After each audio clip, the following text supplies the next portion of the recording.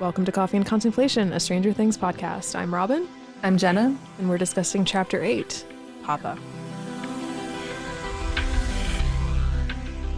So I will say first off that it's really strange to be recording so soon after Chapter 7. In spite of the close recording, I can feel that muscle memory of the time gap. Like, it still feels like it's been a while since I got to see this episode. And I don't know if that will ever go away. But yeah, without any further ado, let's get right into it. So the episode opens almost exactly where we left. Like, we cut back, we open with Elle standing there watching the gate close, her 9-year-old self, and then Brenner coming in, finding her. So we get the end of what was the beginning of Chapter 1, except this time we see her pass out. It struck me as, like, under any other sort of show's circumstance, I would say that this almost feels like a time gap decision. Like, this was a thing that they would have potentially done because they knew there was going to be a break in the time of there was going to be a break in release of episodes, except that this is signature Stranger Things. Like, they did this with Chapter 6 and 7. So I like that that's baked into the show's sort of signature style already, because it helped it not feel that way to me. But we get this kind of fake out after that, watching VH1 get his one tattoo. We've gone back into Nancy's vision. I remember being surprised when Brenner turned to her and said her name. I think the time gap probably helped that little bit of surprise for sure. Like, we're not necessarily watching it immediately. Like, it doesn't feel like it's in her vision. It stylistically feels just like, yep, this is just happening. And once he says her name, we see her in her trance, and we get the this is music scene exchange, whatever you want to call it. Steve says you need to hurry. Yeah, no shit. We have Blondie, Beatles, Bowie music. This is music. This is music. Come on. I mean, that was pretty good. I love that became one of the, like, standout moments of the season, because it's so fleeting. It's not a particularly long moment. I mean, I guess it feels long in a way, because you're like, get her out of there. It's a break in the tension in a very tense section. But it doesn't break the tension in a way that, like, snaps you completely out of it, which is really good. Exactly. It builds the tension, if anything, I think. Yeah, and yet it does so with, I said a few episodes ago that the way that they use humor in the sort of face-off between Jason and Erica was a really great use of humor. I would kind of echo that same sentiment here. Like, this is a hilarious moment, and it's baked into something that is really, really dire.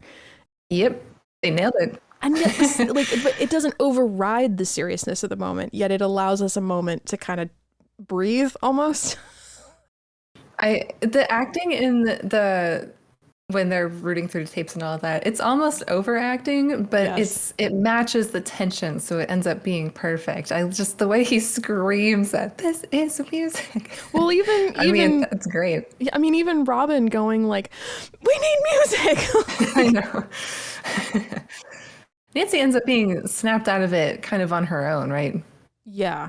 When we're in the vision, I remember saying in our reactions how much I liked how they mirrored the shot from season 3, which I remember when we talked about that, the whole chase in the hospital, we both really appreciated how well, so horror style those sequences were shot. Yes. And I loved this as a callback to that. Like, just, I mean, it's not like it's a difficult shot to replicate. It's a low angle centered medium shot, but because it's something that was so specific to Nancy, I just liked it a lot. I still do. Yeah, but me too.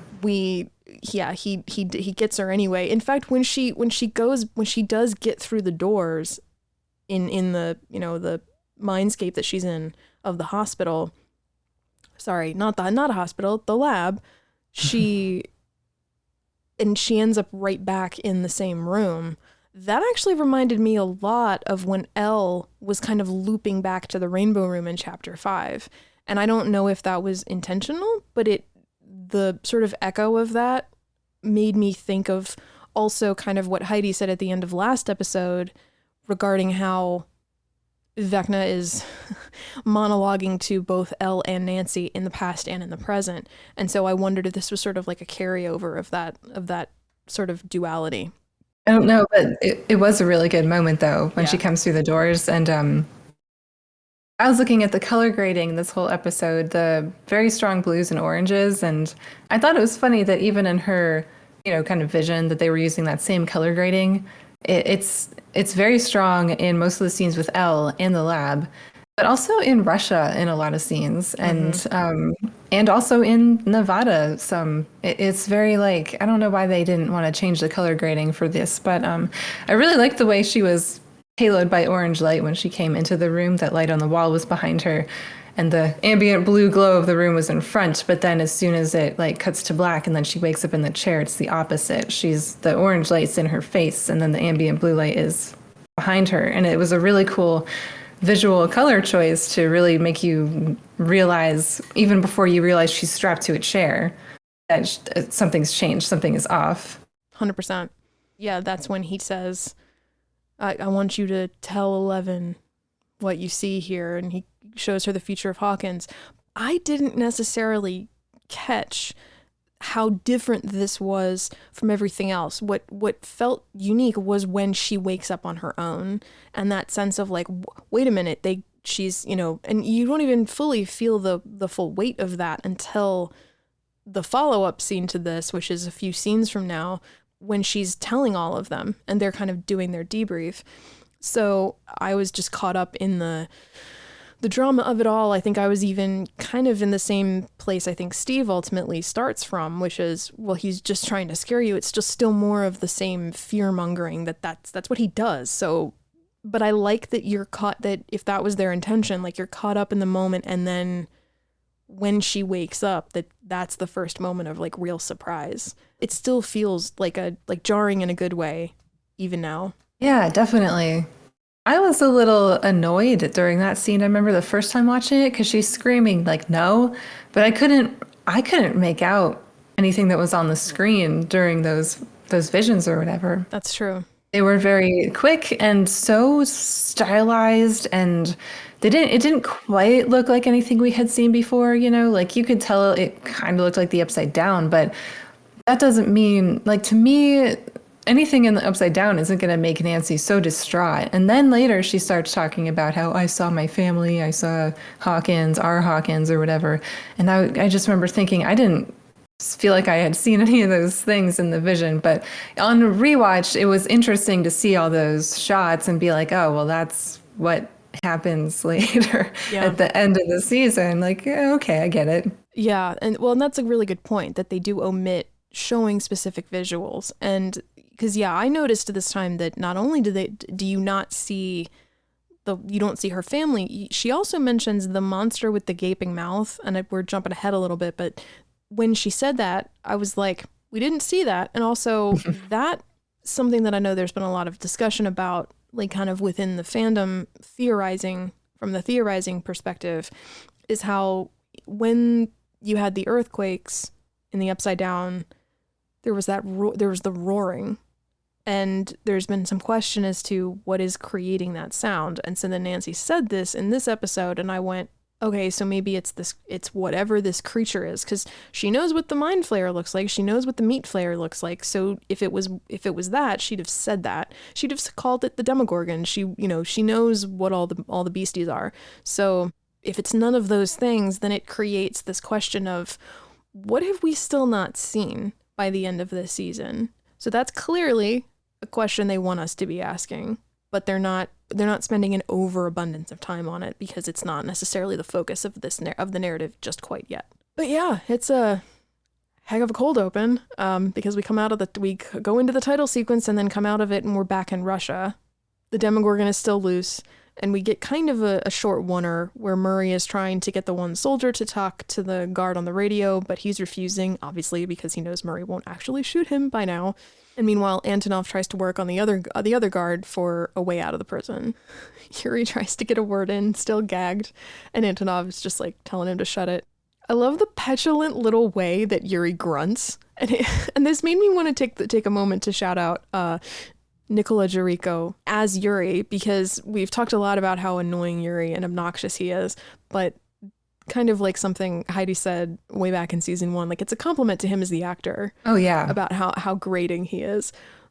Just incredible. Yeah, and I haven't mentioned that yet, but like, because especially in these last few episodes, like he hasn't really had a chance to say much because he's been all he's been able to do is just kind of shout and like, you know, yeah, it's jump the around. body language. The body language alone is really good. You know, Pedro Pascal in The Mandalorian still like it's still acting. It's still great. And yeah, we get that a little bit here. And I like how it's we have like kind of the imperativeness of their situation, and yet then we also have the scene between Joyce and Hopper where she's patching him up. This is the little exchange that they have, you know, that they set up so well last episode.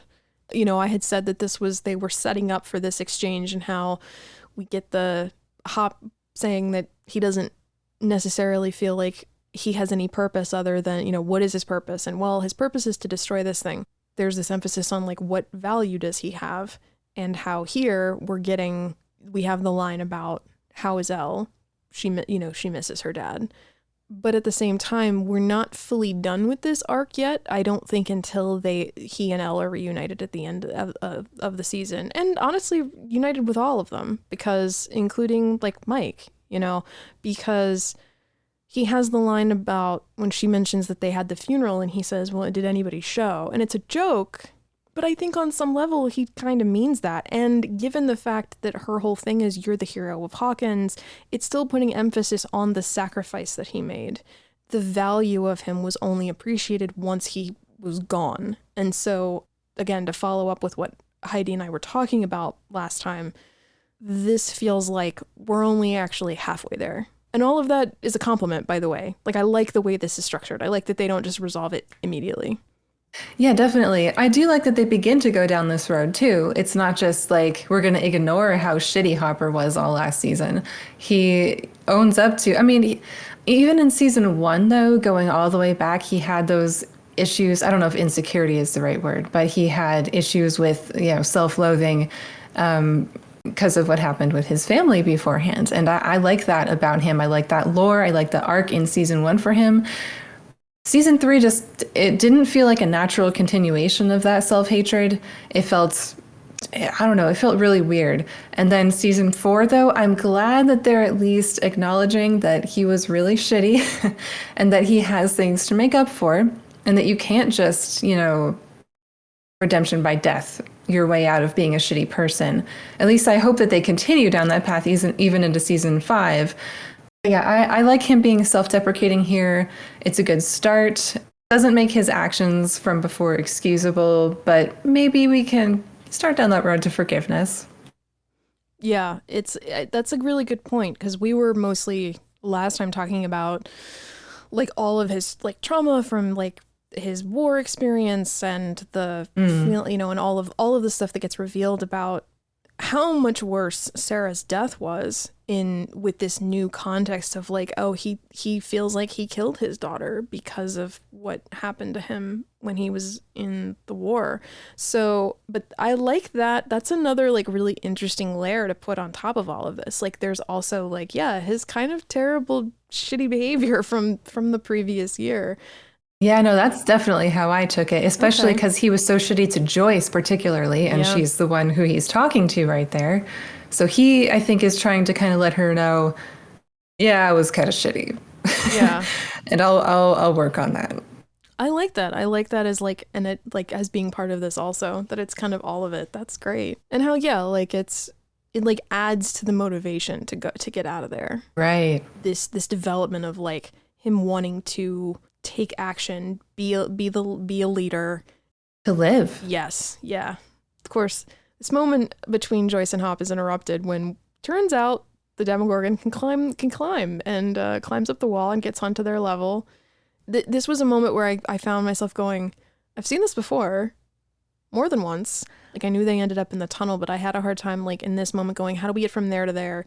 So I was very surprised when it was like, oh, this is the moment where they end up going into the other room and they see the Demodogon strapped down. Right. And then they find the water tanks with the cages and then the tank with all the swirling dust. I was surprised. Like I remembered this moment happening a lot later.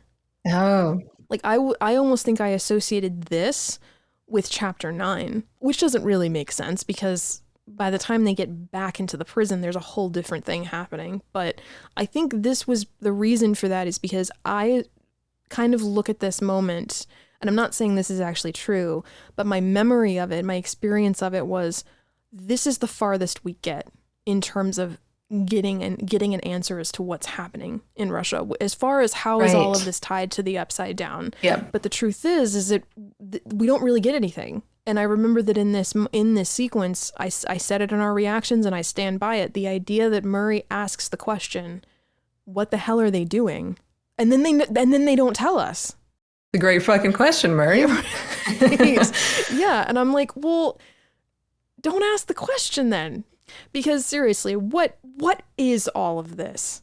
Part of the reason that I find this so frustrating is because they had my attention. I was my curiosity was so piqued. This could be one of the more interesting things we see in the show, period. But if it's not supposed to matter, if it's just supposed to be like, oh, well, they're Russians and they do, shady shit. Right. Then, I don't know, maybe just have Murray say some throwaway line about how Russians do shady shit or whatever. I don't know. And that at least is some answer. Right. And, if we never get anything else after that, then at least there is something, Yeah. But as it stands, we still don't know. Well, and because it felt like, oh, we're finally going to find out what the connection is to Hawkins. Yeah. And I was like, they're going to keep going through this room. And granted, they show us the dust creature thing.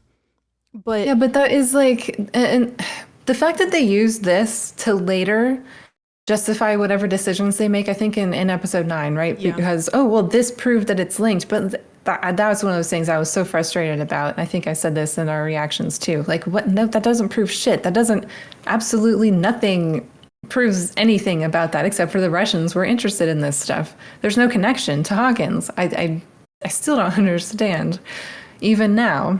It's kind of it's the kind of thing where like, okay, and we'll obviously talk more about this when we get to chapter 9, but the idea of how, and actually it comes up in the scene with Nancy as well, and I was sure you were going to mention this if I didn't, which was when Nancy eventually says, whatever's happening in Lenore, it's connected to this. I'm sure of it.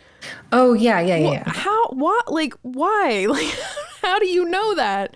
That did strike me yet again this watch through when she said that. I was like, how do you know that? You don't know shit. Stop it. Well, and it's only the fact that and the reason I'm comparing those things is because it's sort of like, why do they have to have this like absolute assurance? Because the fact is, and because actually something that I will say that the 11 plotline actually kind of gets right, which is weird because normally it's that's the arc that kind of botches stuff. Yeah. But in this case, the characters around 11, there is this, you get a very, and I'll kind of tip my hand right now that this 11 stuff in this episode aged a lot better than I thought it would. I liked this episode a lot better than I did initially. And so the idea of like there being the kind of the Empire Strikes Back of it all, the fact that it's like, I have to go and help them. You're not ready. Okay, but what is my alternative? I can't just sit here and not do anything. So I kind of like that they kind of put those two perspectives against each other. And I kind of wish that some of that energy had been more present in both the Hawkins arc and the Russia arc in these specific instances. Because I mean, Nancy even eventually says, but they're not here. They're fine. Based on what we've seen, we can maybe go with this. And like, in the case of Russia, it's like, it doesn't actually lead us any closer to the idea of how. So it's not the what, it's the how. And it's like, we still don't have any information. Like even Murray's question of what the hell are they doing? It is a great question, but it's the wrong question. It's how are they doing this? And again, why? The kind of conclusion that I'm coming to is that I just have to let it go. This road doesn't lead anywhere. Now I could be wrong. We'll see. We'll see what happens. Kind of disappointing considering they went to all that effort to shoot in Europe and that's really Okay, that's a choice. I mean, because on the other hand, like it does also beg the question, like, well, what is a satisfying answer to these questions of how and why? What would have been an answer to this that would have been satisfying? But I agree with you that it's very disappointing that there isn't really one. I guess the long and short of this whole entire mess is that I'm annoyed that this is the direction that they went in and that they didn't pursue this and that they went there in the first place and didn't have a plan to keep pursuing it. Yeah. Basically, that's it. Because I think the only reason that any of this is here is so that they can have the coordinated multi-tier attack at the end of the season. And like, okay. Ooh. Sure. But yeah, Antonov finds the escape tunnel, and I did really like the follow-up of I give it 100-1 odds. That was cute. I liked that. Good callback. Mm-hmm. And down they go. So from there, though, we go back to 11, and it's her waking up in the present, having gone into cardiac arrest again. This poor kid. She remembers her birth in the present, and that is what allows her to tap back into her powers again. What are your thoughts on this whole birth memory thing? Here's what happens when you do things like create something that could be a really interesting situation and don't fucking follow through on it, like in Russia. This whole thing with Elle getting her powers back anyway, as I've said before, I hate the way they've done this. I hate the entire arc. I hate that she keeps being controlled, manipulated, and even abused by these men, and that we have to keep seeing her being so distraught, and that we have to keep seeing her mother in childbirth so distraught. It's annoying, man. They did not, this was another choice that they made. I'm really not convinced that it means anything. So something that I posited in our last episode was the idea that they wanted something for her to be able to have as a memory, as like a core memory that she could use to tap into her powers that would have been applicable both before Vecna and after Vecna, like in the present and the past. And it's something that helps her to see Brenner for who he really is. That's an interesting way to look at it. Because she uses that against him. Mm-hmm. You hurt Mama. That is in reference to what she finds out from season 2. So I think they wanted a link. I kind of touched on it a little bit in chapter 7, but my issue here is that it's like the thing that gives her motivation, what makes her feel that she's, because it's a through line. I think they were aiming for a through line, and I think what they were aiming for was this idea that she really truly finally believes that she's loved, and that is the thing that allows her intrinsically who she is. Something I do think that they almost fully achieve it in this episode is this idea of like her finally letting go of this idea that she's a monster. They come back to it in chapter 9, but in this episode independently, I like that.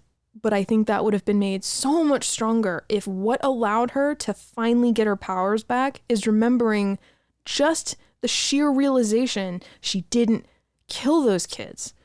Like, that is not part of who she is. And I get that that's part of what her remembering her mother saying, I love you, Jane, I love you. But I feel like it's too restrictive of her at a certain time. It's not Hopper. It's not Mike. It's not Will. It's not Joyce. None of that was enough. And, you know, I don't know what it's like to be somebody who doesn't have their parent from when they're born. I don't know if this is something that feels very authentic for that lived experience. But given how powerful those things have been in the past, it's like, I think the key would have been, it's all of it. And maybe that's what they're trying to say here, but it felt like it was an opportunity to have her determine that based on her own experience, not based on something that somebody said. She needs to define herself by her own actions and not by the way that other people think of her, even though we are all about the power of friendship and the power of love and all that. But there's also a great power in self-actualization. And that's something that I really wanted for her too, was her to come into her own powers by grounding herself in her own, who am I kind of thing, and answering those questions for herself. And she was so terrified to look at that. She was so frightened of what she believed about herself. And, you know, as Heidi mentioned, like, this is something she's been wrestling with intuitively, inherently since season 1. This is the moment where she could have been like, I didn't do that. I can maybe start to let that go. I mean, not that, like, you know, something else that Heidi's talked about is like healing's a journey. Like, even when we talked about running up that hill, it's like, it doesn't fix everything after that. But this was the moment where it's like, she can maybe start to heal. And in some ways, I like where she goes from here. But at the same time, I don't like that it's like, this is the thing that, I don't know. Yeah, I'm with you. And I even watched it twice because I was like, do they really flash back to it? Yeah, they do. And it would have been, I think, just so much more powerful if she had just literally woken up, taken that oxygen mask off of her face, and just walked up and did it. Yeah, I love that. We've talked a lot this season about how, well, what would it have been like if Brenner hadn't been there? And I mean, I can see that, like, a big plot issue is the fact that, like, Brenner obstructs her ability to leave in this episode. But I still think there would have been a way around that. Like, if Sullivan's men just attack before she can make her escape, like, that would have made that feel a lot more dire, honestly. I still agree, though, with what Heidi also said last time about how, again, that's fine.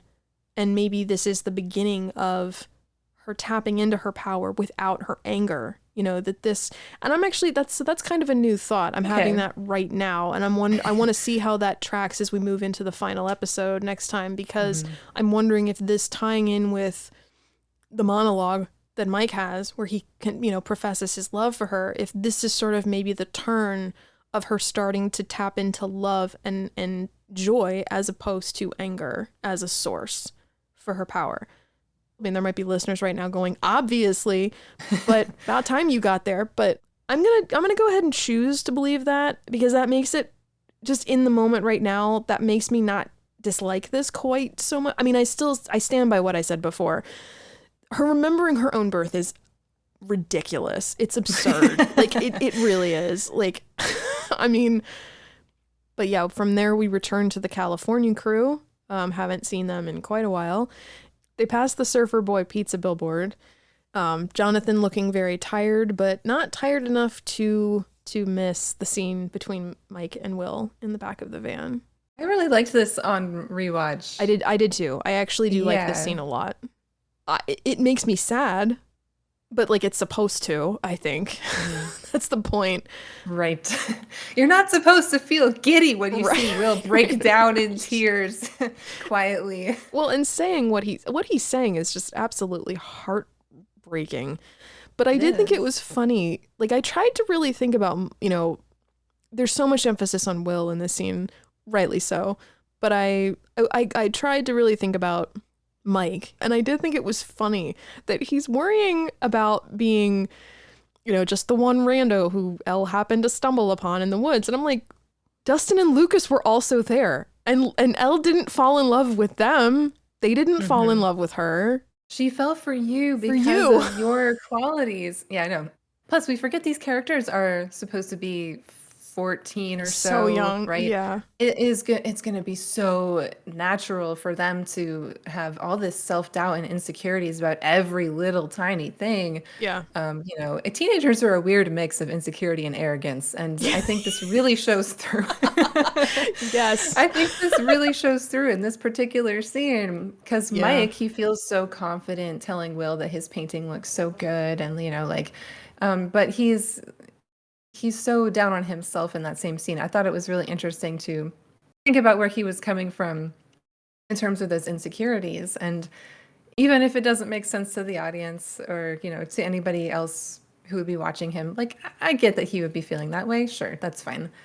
And that he's voicing those insecurities to Will, I think says something about their love, trust there too. Mm-hmm. I like that he is able to step out of this worry. I mean, we've seen him do it a couple times in this season already, of being able to kind of put aside his fear surrounding Elle and be able to really take in the painting, even though there's so much emphasis on Mike and Will's relationship, you know, from both sides.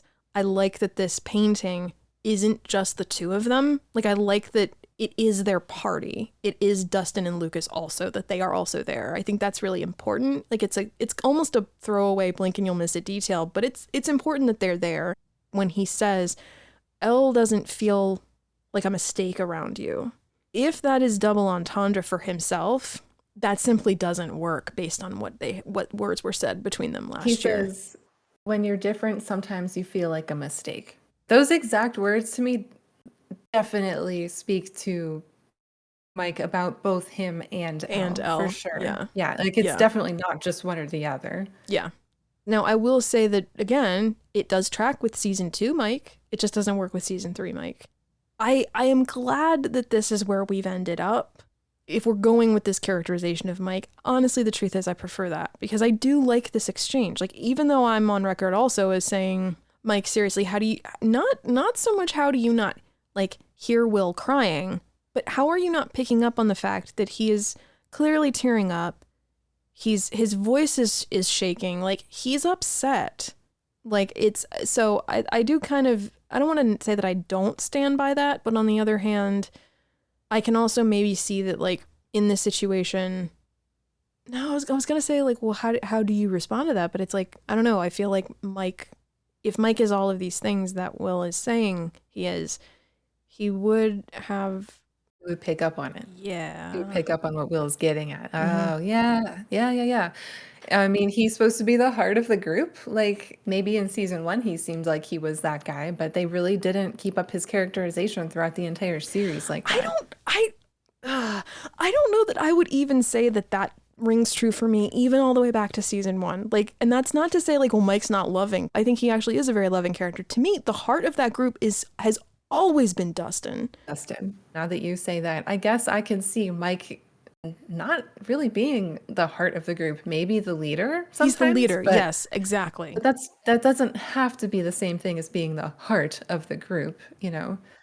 The heart of the group, he has Will's heart. I think that might be what they're going for. You have my heart, and he doesn't know how else to say it. And this is the closest that he gets to being able to tell Mike that. This scene does resonate very strongly.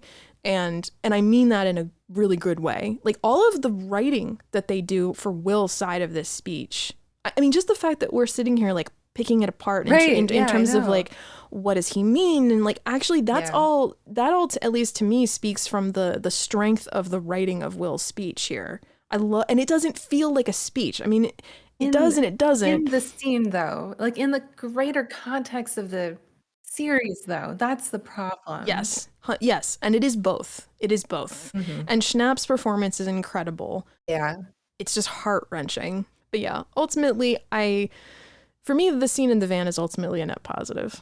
Agree. And we go back to 11 after that, and we get Brenner finally explaining what happened in the past to present day Elle. So, talking of this rewriting of season 1's history, sort of, depending on how much they actually had in mind all along. We have the podcast as a record of the fact that I even questioned this back in season 1. What was Brenner actually trying to do? And how I said I liked the simplicity of it, that Brenner was not trying to, I thought he was doing exactly what he claims to have been doing when he talks to Elle later, which was just trying to spy on the Soviets. And he says that. I don't think any of us buy that for a second, but I don't dislike changing the context for us as the audience, like finding out that he was actually kind of looking for another dimension, that he was looking for Henry. That doesn't bother me exactly, but I find that I feel a bit of a loss of that initial simplicity. He's not looking for another dimension. He's just some guy who's trying to do weird spy shit. Because you didn't need that to make what was happening in that time and space really horrible. That was, to me, what was so great about it, especially because then you introduce these supernatural elements and it makes it worse. So I just kind of miss that. I'm a little sad to lose that, but I don't hate this change. I want to make sure that I'm not going, this is stupid, they shouldn't have done it. It's not that. It's just I kind of miss that simplicity. That's all. I'm with you. I think both this in tandem with the idea that like, no, 11 was always this super powered, like all the way from the beginning, which isn't entirely true. I think what that trips for me is this sense of it changes kind of the flow of the narrative, in that it didn't like grow slowly. It basically was like, it was peaks and valleys all along. Like it was always big. It was always really complicated. It was always like otherworldly and all this other stuff, as opposed to like we started in this simplistic place and we've grown since then. And it's not like that isn't true, but I think that was also the thing that like I liked, I think, about the way the show has been structured until season 4. And then season 4 kind of went, actually, it's always been this gigantic. And again, that's not like inherently a bad thing. But you can feel the retconning in the air. A little bit. I still think it's somewhere in the middle between they knew everything and they made everything up. I think it's like a bit of both, but I also just I just miss that feeling of it started small and it's grown. I found that to be one of the things that kind of made it feel unique, that it was so small scale. Like actually Justin talked about that in our season 4 Hopes, Fears, Expectations. Like he said, I hope they don't make the world too big, like that they don't, you know, he and Heather both spoke to that, about how like they kind of liked the small scale conspiracy theory aspect of it, spy thriller vibe that season 1 had. And I've talked a lot about, I liked the groundedness of season 1, and the idea that it kind of takes some of that groundedness away, like from jump. I mean, season 1 is always going to feel the way it feels, but it will change kind of the chemistry of season 1 now. And I'm kind of going to miss that more stripped down, small scale vibe. Yeah, I agree. Which is probably one reason why they're like, oh, we're just going to be in Hawkins in season 5. And of course, this is also when Owens discloses to Elle what's going on in Hawkins. And she naturally freaks out and immediately goes to go check in with the Hawkins group. Not that she can. Yeah. That was cool. And that kind of as a contrast, like that was such a kind of stripped down moment of like back to basics. And I liked that a lot. Like just turning on the water and then just sitting on the bed and going into that space. I was like, that's great. And the visuals were so cool. I love the phone on the wall, just hanging there completely by itself. Yes. Like, it's such a simple thing, but it was so cool. Yeah. And it's funny because something you and I talked about in season 3 was like, some of this began to feel redundant. Like we've seen these, but it was like having not had it for like all of this season was really cool to kind of come back to something that has been such a staple of the visual language of this show was great. Yes. And the editing is so good. I mean, that's just this whole show, for the most part, the editing is like standout. Yeah. And I mean, even shooting it, you have to shoot it as if you're in if you're in Max's trailer and as if you're 11 watching it. There's a lot of, we've talked about transitions between scenes before and how they seem seamless sometimes. And that's because of the way they shoot. That's because of the way they planned it. You can tell some of these edits and cinematography, you can tell some of it is just so intentional. And that's what really elevates it. Mm-hmm. And I like the location of Max's trailer. I like being in this place. It's different. I like that they're having to kind of continue to find new places to go, and they're all still dirty. I know. None of them have showered or changed. I know. And then what do they do next? Go out in public. Well, it's funny because I both like find it like irritating. I'm like, really, we couldn't have had like shown like that Steve has at least like changed, like has an actual like he's cleaning his gaping wounds. Like we couldn't have that. But at the same time, I actually really like the detail that they haven't tended to anything. They haven't changed or showered or whatever, because it actually is a storytelling choice, because it shows like, no, what happened was more important. Like they got across the street, they sat down, and she just started talking. Like maybe took her a while to calm down, but it's like everyone is just focused on her and focused on the problem. So I actually like the detail. It's a nice detail. Nancy's speech is sort of met with silence for a while. It's sort of like it's the same sort of vibe as when Max is like, so I'm the next victim. Like, so this sucks. Any ideas? Like no one knows. They're like, what do we do about this? And I liked that we're kind of getting that energy again. before they do they figure out the like 4 chimes, 4 kills, 4 gates. And I was reminded of chapter 4 based on some of the stuff you said back then as well, when you were like, how do you know? You're making this up. A lot of times in fantastical or speculative fiction of some kind, whenever there's something like this, it usually has an influence of some kind. Like you're either playing on some sort of magic system or historical or cultural thing, but this just continues to feel really arbitrary. Yeah. I wonder if this is part of the D&D lore of Vecna, and I don't know enough about Vecna as a D&D figure to be able to speak to that, and maybe not, and even if it is, it's not conveyed enough. Yeah, and even if it is, like, who's gonna know that? Right. This is not lowest common denominator information that just any audience member is gonna have, Right. which might be cool if you put something in there just for the D&D people, the hardcore D&D people, but if it's something like a major enough plot point that it dictates what our characters plan to do next, then maybe you should have your audience understand where the fuck they're coming from. So if maybe they use like a folktale or something that like everybody kind of knows or whatever, or if they found something else that Victor Creel told them or something. I mean, no, it's totally arbitrary. And it feels like it sound because they figure it out because in terms of it all being there, it's like, yeah, it's all there, but why? They keep calling California, but it's just a busy signal.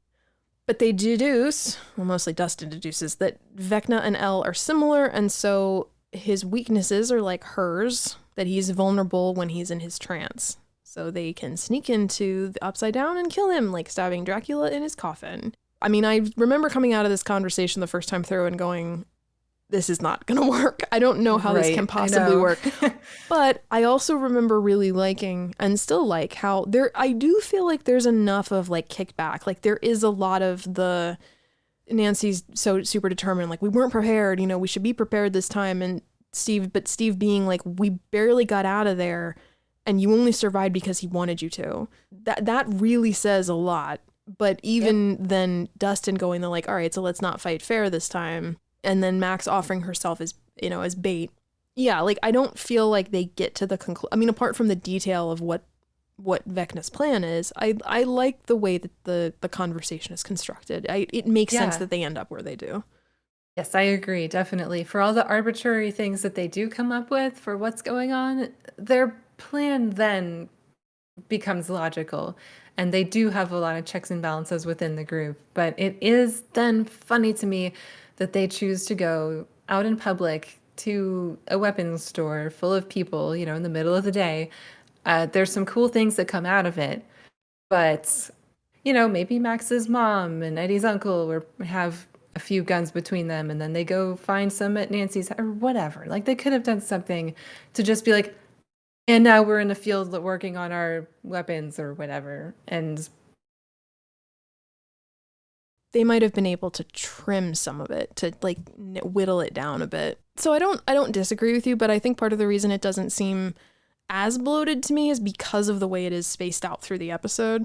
But yeah, 11 watches the conversation wide-eyed, and then we shift to back to Russia, and the group emerging from the snow. They plow through the checkpoint where Murray drives through the gate nonstop. They finally remove Yuri's gag and try to get him to help. Yeah, not a whole lot of commentary on this sequence. Although I do like that Antonov gets to have his moment here, threatening Yuri. That was nice. There was a lot of like, this is the first time they've really like had a chance to like fully engage with one another, and it's long overdue. Yeah, so the way they kind of sarcastically refer to each other as comrade, that was really good. I like that between them. Well, and especially because it's like, oh yeah, Yuri like super backstabbed him. Like it's because of Yuri that he got thrown in prison in the first place. Yep. From that, we bounce back to Hawkins after that, and that's when Eddie tells the group about the war zone, that they, and they debate about it, but decide it's worth it. I like though that there is that detail about like, well, is it safe for us to go there? Because, and it's the idea of like, it's far enough outside of Hawkins that we shouldn't run into anybody. And I like that inclusion because it's like, yeah, going anywhere is a risk. Again, Eddie asks about if Max has a mask or something, but he's still in the same outfit. He's wearing a Hellfire Club shirt. Including like his rings. I was like, at least put them in your pockets. Like those are so identifiable. And also like come on guys, the art of stealth is basically blending in by looking where you belong, not sneaking around like assholes. Like, come on. I mean, I know they're kids, maybe they wouldn't Right. think of that, but still, like putting that mask on does not help you at all. It's just goofy. They do steal the RV and it is ridiculous, but I like it anyway. Yep. They steal the RV. We bounce back to 11 where she demands to Owens that they need to keep her friend safe. And this is where we get the beginnings of this argument back and forth between the three of them. This is, when Owens says this is her choice and he starts like advocating for 11, I'm like, this was the moment to acknowledge what he did to her face. Like something along the lines of, we denied her the choice when she got here. Now we need to make that right. Like something along those lines. This was the moment for it. You flat out lied to her to get her there in the first place. Back to Hawkins. This is one of the reasons that I'm glad we have the RV, because this is where we get the scene between Steve and Nancy to James Taylor's Fire and Rain, which just appreciation for that song. Oh my word, it's such a good song. I love it. And I've wondered about the significance of it. I know in our reactions I touched on the use of it here, and I'm assuming it's just for the main line of the song, the I always thought I'd see you again. I assume that's why it's here, but it did, I kind of like went down a rabbit hole, but I kind of started pondering like if the song itself has any, because I noticed we have this and we have the CCR song Up Around the Bend when they steal the RV, both of which feel not quite in the same sort of vein of most of like the 80s songs that we get most of the time, but considering that the song deals with a friend's death, addiction and depression, and then looking back on one's successes and failures, I was like, huh. So that's a question I would have like for the music supervisor or for the Duffers, like what was that?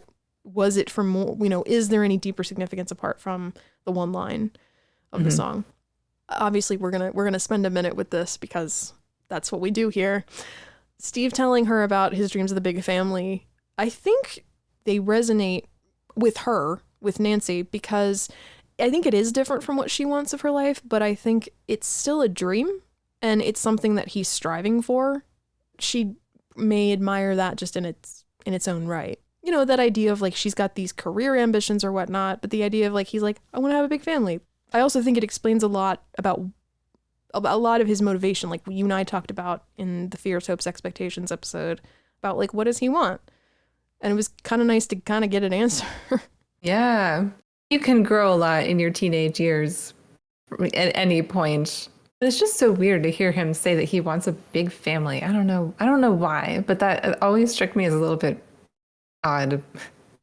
I don't know that it's something that fully tracks for the whole series, but I like it because, and I actually feel like it almost works better if it's not something that he's always wanted. Yeah. I buy it though, in spite of that, because if he's not super close with his parents and he doesn't have any siblings, I could see that being something that he would want to be different about his own life. Well, that might be, I kind of wish they would have put it in those terms then. Steve really never talks about him coming from a privileged family was such a plot point in season 1. And he's just not really that guy anymore. And I would love to hear a little bit more about why that is. He was going to go to college and then didn't. I don't quite remember what he says. But like, does he not want to keep trying? And his dad cut him off? And if that's the case, that's kind of a big deal when you've grown up privileged your whole life. Like, but there's nothing about that from him. Like, we don't even know where he's living right now. Is he still living at home? Right. Or is he did he get like an apartment somewhere? Like, we don't know. And I think that kind of speaks actually to something that Heidi said in season 3 about how like Steve ends up falling into this weird kind of like limbo of character prioritization, because he both is like, he's obviously a fan favorite, and yet within the context of the plot, his life, his like internal life, apart from how it relates to like the romantic characters or like to the kids, like to these other people, his own inner life doesn't actually matter to like the overarching plot most of the time. So like even the fact that this scene exists is kind of amazing, because this is one of the most inner things we've heard about his life. I mean, and the only reason that this is here is because it's fueling the romance, the rekindling of the romance. Right. So it makes sense that we wouldn't have heard about this, but at the same time, I think it also that's why I said it falls into like this weird limbo, because everything you just said, and also like the audience loves him. We would love to get more about him. Like, obviously this is a great scene and Carrie rocks the hell out of it.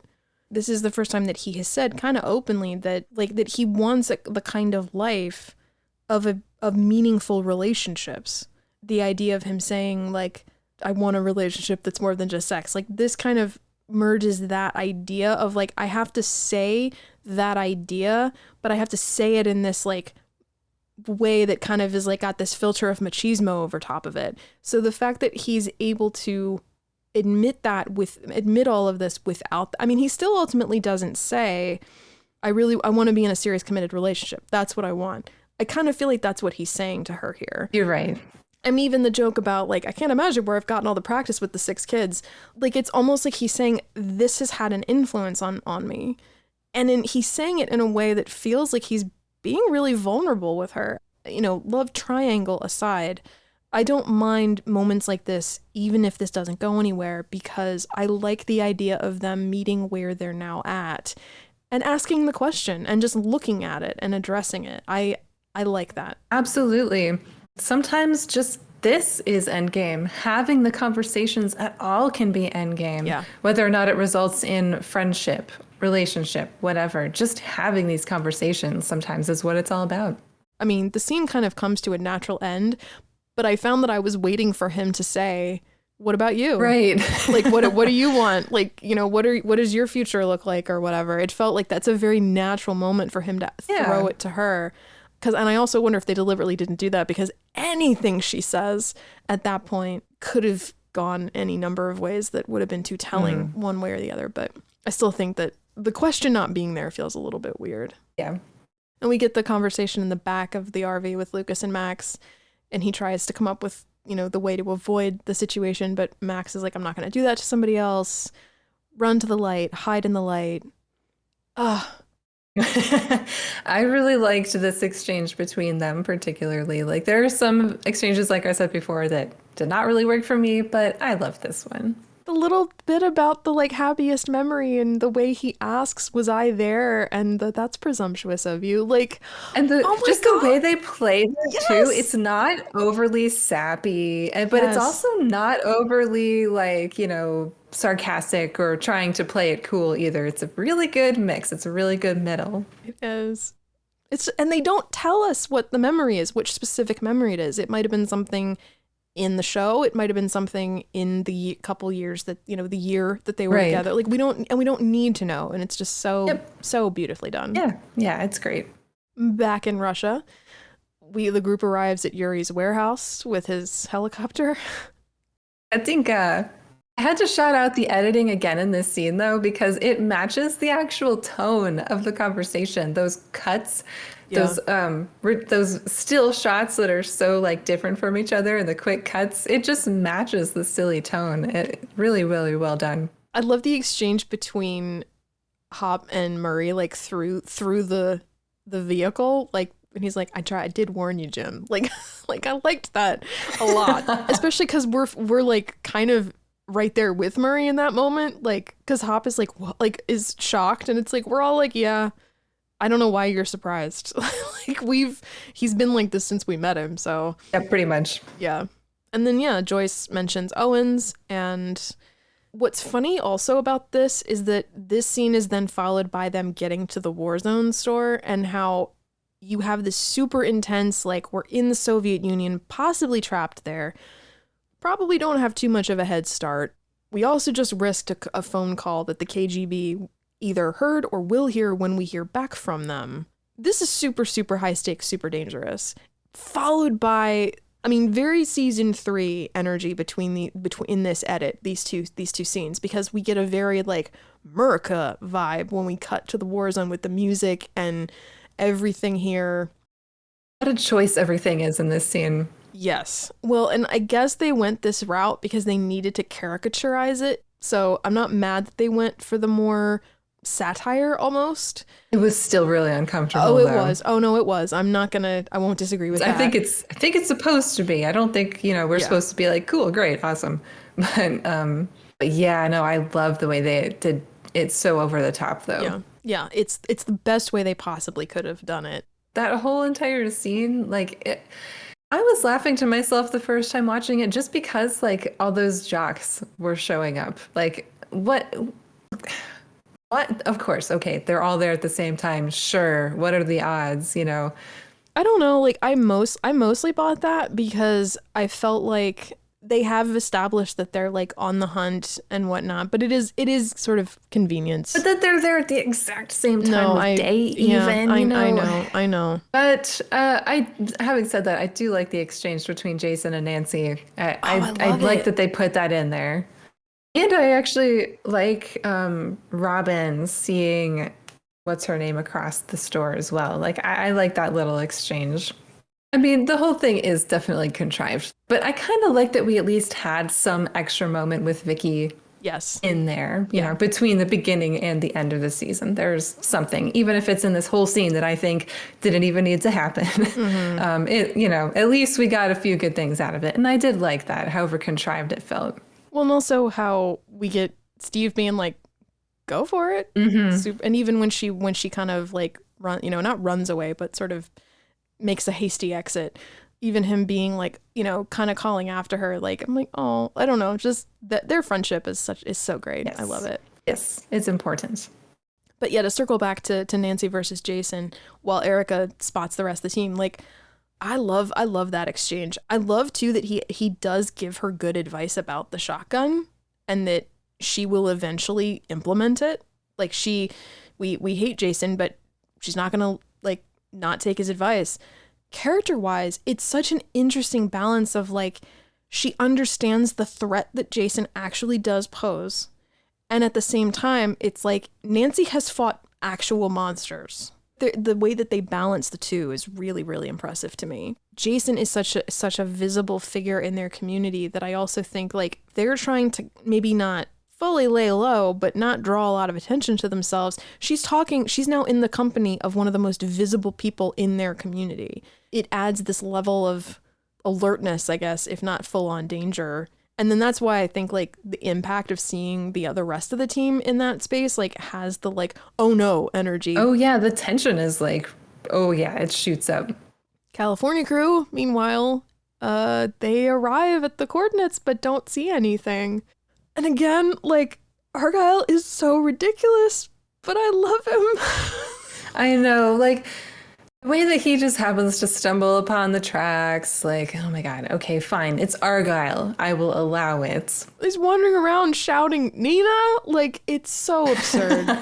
But yeah, like, the fact that, and I even, like, Will... How is he still high? Yeah, exactly. I was just about to say that. With 11, Owens calls Stinson, but gets cut off. I always forget because we just saw Sullivan and his forces arriving. So I always think that this is the military arriving. Yeah, me too. Yeah, but it's actually that same icky guard from chapter 5. And Elle takes what she thinks is a last look at Nina, but gets locked in with Brenner, and then they have it out. I love that she uses all his bullshit against him and that, she gives it to him and she tells him, if you try and stop me, I will kill you. I will not allow you to keep me prisoner here. Yes. And this is just I'm just so annoyed that he manages to get her immobile and helpless again. This trope of the young, powerful girl being rendered helpless. Yep. And I'm so over it. I've been over it and I'm still over it. And this is just another thing to piss me off about it. Mm-hmm. I hated the conversation on the first watch as well. I just remember feeling like we're going in such circles. It feels so redundant. Especially because it's like a you this, you that. No, you this, you that. It felt so redundant. But I have to say, no, you. no, you. It felt like that. Oh my God, you're right. But that said, it's a lot less of that than my memory rendered it. I feel the value of this exchange in terms of her arc as far as like she has to understand this to be able to, part of what I said about the beginning, like she has to fully get to this point of comprehension to be able to fully leave this place behind, regardless of whether or not Brenner survives. At this point, I don't think she has like active intention to kill him unless he tries to, prevent her, et cetera, et cetera. But like she has to be done with this. Mm-hmm. And the idea of needing to say these things aloud to him also makes sense to me. Like it's for her. It's not really for him. Not really. Mm-hmm. And it is true. He is the monster. Henry is too. Yes. I don't want to lose sight of that. They're both monsters.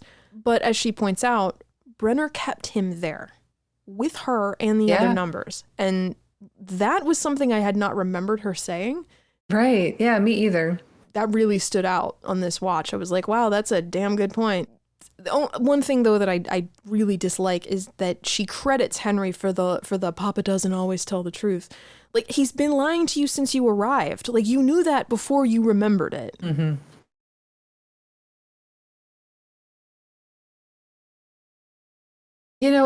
I think they had this idea that Elle was going to try to not bond with one, but find some common ground with him and take him down that way.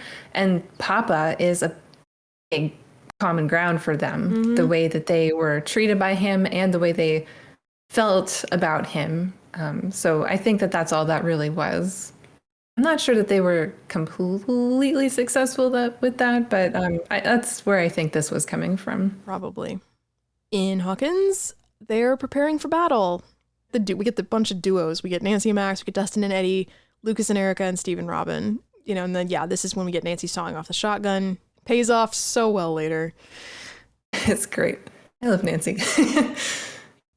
Dustin and Eddie. Where he's like, don't ever change.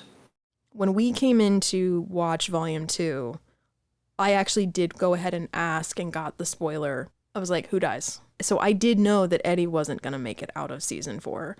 But this was the first moment that I was like, if I didn't know, that absolutely would have given it away. And you even said in our reactions episode about how we get a lot of our, like, in case I die exchanges. Yeah. It really felt like maybe it was down to Steve and Eddie. Mm-hmm.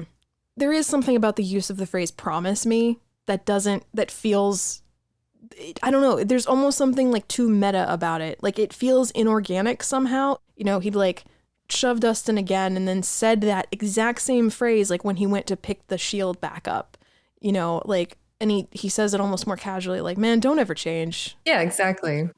Something always felt like a little bit weird about it, but not like super weird to me. The thing that bothered me about that scene is them driving the nails into the trash can lids. I just felt like, honestly, practically speaking, that's a terrible choice of weapon. That makes no sense. Like, first of all, those nails are going to fall out. You're weakening your shield. Yeah. And like, if you get stuff stuck to it, then it gets really heavy. And like, that's going to make it, you're going to get arm fatigue from holding it up. Like, it's just this like one of the stupidest weapon designs I've ever seen. Like, that's what really bothered me about that scene.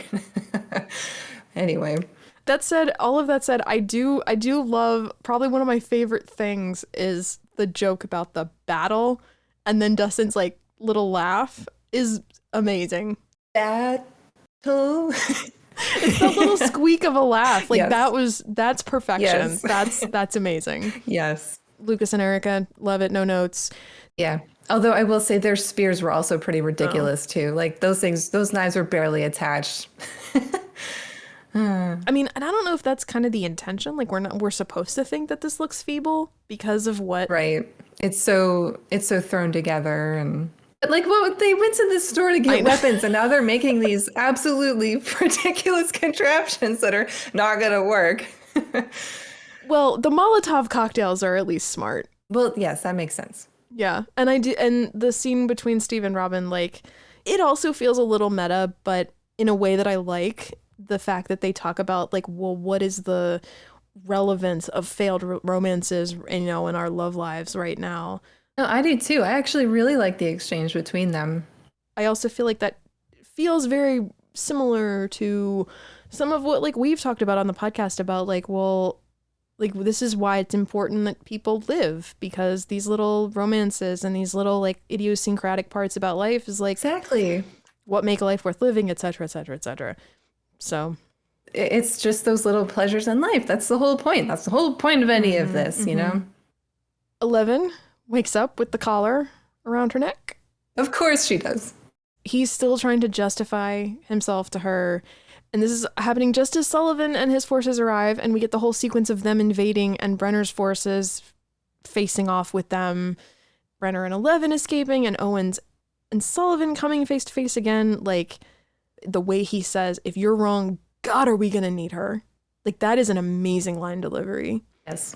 Oh, he does such a good job in that scene. Yeah.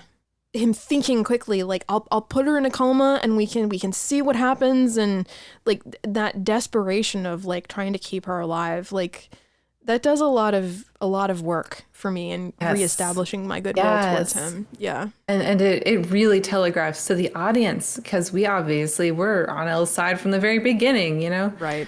And then his desperate no when he gives the order. You son of also a bitch. very well done. Yes. Yeah. Perfect. The arrival of the California crew in the Surfer Boy pizza van is absurd, but I kind of love it. Like, it definitely works on a certain level. Absolutely. But could we have done something else? Probably. I guess this is fine. I kind of hate the whole entire sequence where Brenner's getting shot by a sniper in a helicopter. Like, I kind of hate that whole entire thing. I hate the whole thing where they're shooting at Elle from a helicopter. I don't know why. Like, it's too much. They wanted Elle to bring down a helicopter. Yes, they did. They reverse engineered that's what they that. wanted to do. Yeah. But it just, I don't know. It didn't work up until that moment for me. You make an excellent point. It's very, like, not where I ever thought any of this would go. It's dissonant. I mean, our girl needed to let off some steam. Yeah, I'm happy for her. Yeah. That is followed by all of these reunions, and there's something awkward, a little, like, slightly awkward about her reunion with Mike, and I think that might be intentional because they still have some shit to work out. Mike's been trying to work shit out about them. Elle's been a little bit preoccupied. Busy, yeah. Yeah. Well, and to the point where she's also, like, she's been so embedded in, you know, the Hawkins Lab life and experience in that world. And so to be pulled out of that, I mean, like, I do like the way she looks so genuine. I mean, of course, she'd be surprised to see them. Yeah. I mean, she would be surprised to see them either way. But the idea that she's like, whoa, so there's almost like that I'm having trouble, like, shifting gears here. So. Yeah, definitely. But the reunion with Will is beautiful. I love that. I love their reunion. Yeah.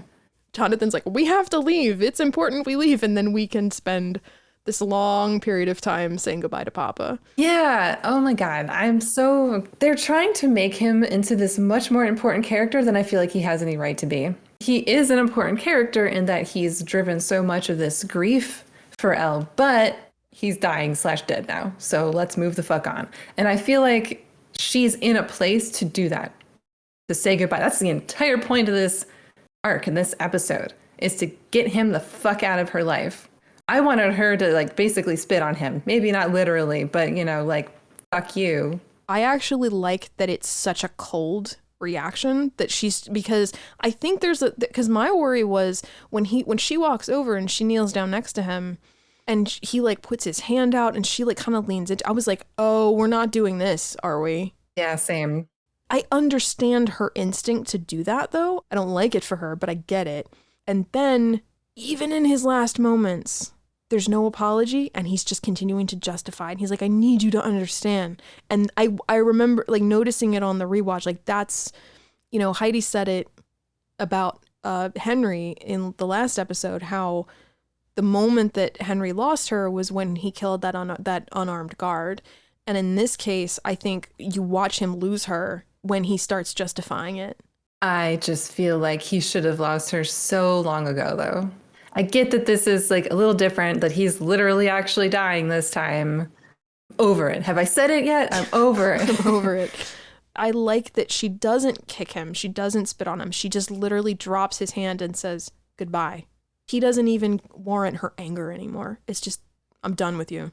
I think that's what I wanted, except for it just took way too fucking long. That kind of sums up a lot of things this season. Yeah, I guess.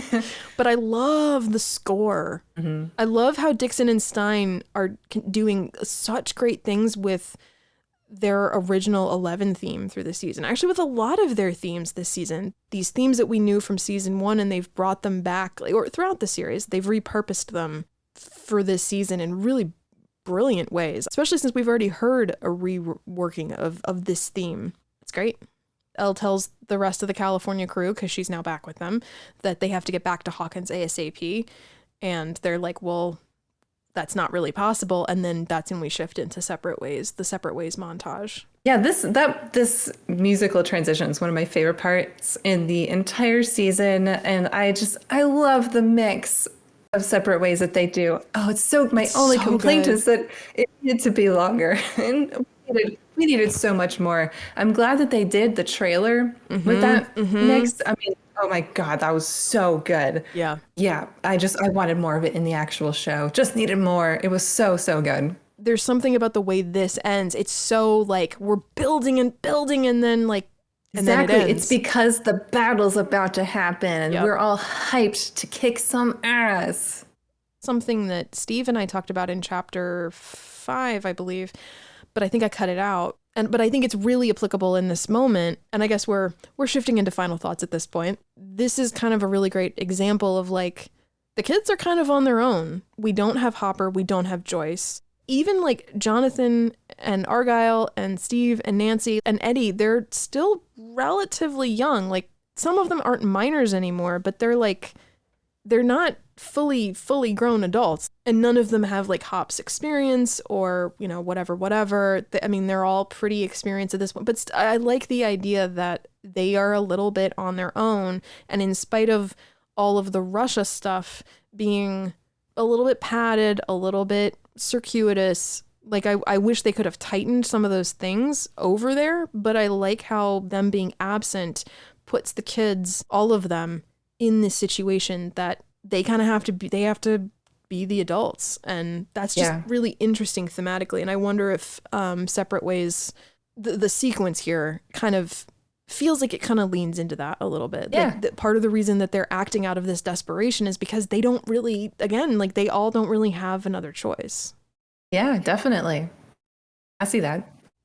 Overall, I like this episode. I mean, it's so hype at the end, especially, and there's a lot of good moments. I think I said before in our reactions, something that bothered me was these character moments, right? Like we pair off and we have a bunch of conversations throughout this particular episode, and it felt like, oh, this is the build up to, you know, whoever's going to die. Well, it's going to give us emotions because of these conversations or whatever. And it's just like, I'm still kind of annoyed that they didn't space these out a little bit better throughout the entire season. No, they threw them into episode 8, a little into episode 9 too, I think. But overall, I mean, this episode was still a net positive for all the annoyances. I agree. I briefly mentioned it earlier. I liked this episode a lot more this go around. This was the reaction I had to chapter 8 was what I was hoping for with chapter 7. I feel like a lot of the things that really hit me really hard on that first watch have softened a lot. One of the things I railed about in our reactions episode was how obviously so much of the stuff with Elle was The Empire Strikes Back. But I don't see that as quite so blatant as I did on the first watch. It's still absolutely there, and I think we'll definitely come back to that at the end of chapter 9. But what I like in this episode, independent of that, is that I feel like I can see more of a subversion of that now, because frankly, Yoda and Obi-Wan do not trap Luke on Dagobah. They don't stop him from leaving. Oh, absolutely. Right? You know, the way that Brenner does. And also, Yoda and Obi-Wan are in agreement. Brenner and Owens are not. And that reminded me a lot of some of the stuff that, like, you know, when Steve brought up the subversion of how you have Robert Englund and he doesn't actually play a bad guy. It felt a little bit like kind of in that same vein. And I actually appreciated that a lot. And that is a very different place than I found myself in our initial reactions. So that was a really big relief. Yeah. Her conversation with Brenner in the Nina room has also aged a lot better, as we discussed. Right. Yeah. You know, I actually feel like that demonstrates really well what I said, what we've been discussing about how, like, so much, you know, her anger comes from the way he's treated her and others. Like, that is a perfect marriage of the anger and the empathy at once. And yeah, like, I just feel like this episode is really strong and overall a big relief. Yeah, I agree. Well, then, with that said, that will conclude our contemplation on Chapter 8, Papa. As always, thank you for listening, and you can join the conversation. We're on TikTok and Instagram, and you can send us an email. All the necessary links are in the show notes. If you're a fan of our pod, consider rating and reviewing us. Coffee and Contemplation is available wherever you get your podcasts. Thanks again for listening, and until next time, we go our separate ways. Over and out.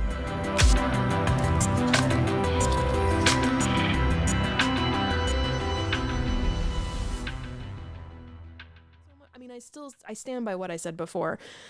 Her remembering her own birth is ridiculous. It's absurd. Like, it really is. Like, there's just so much ridiculous stuff. I know, especially in her mind. Like, I was just gonna be like, okay, fine, whatever. She remembers her own birth a little bit. Okay, I'll just little bit.